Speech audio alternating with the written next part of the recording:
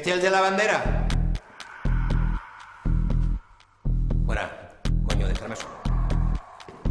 ¿Tú eres extremeño? Sí, señor. Hombre, paisano. Pasa. Toma, fuma, coño.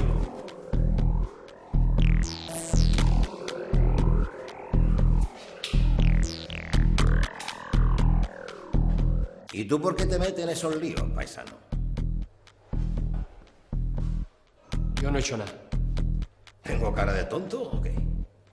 A ver. ¿Qué hace colgando esa bandera? Si tu bandera es esta, coño. La bandera de España. ¿Y qué coño hace colgando esta mierda?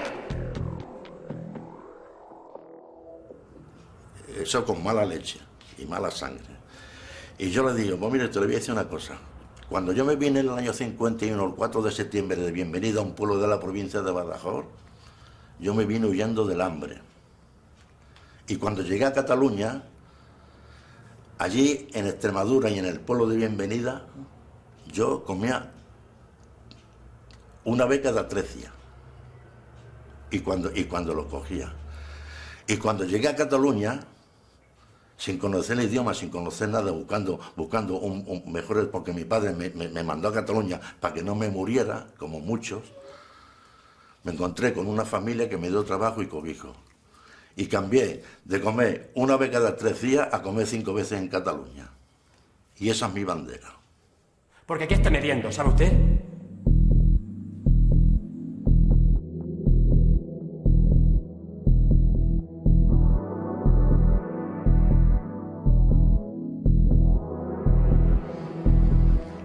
¿Me entiendes? Dice, sí, dice, pero usted lo que es un hijo de puta.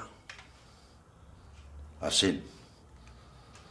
Yo ya no quise entrar en más detalle porque sabía el riesgo que corría y además los compañeros míos me habían dicho, cuidadito cuando vos detengas. Mucho cuidadito. Que no se puede ser tan valiente. Porque este régimen que tenemos todavía no ha muerto. Tiene vida para mucho tiempo todavía y así fue. Pero se colgó la bandera catalana.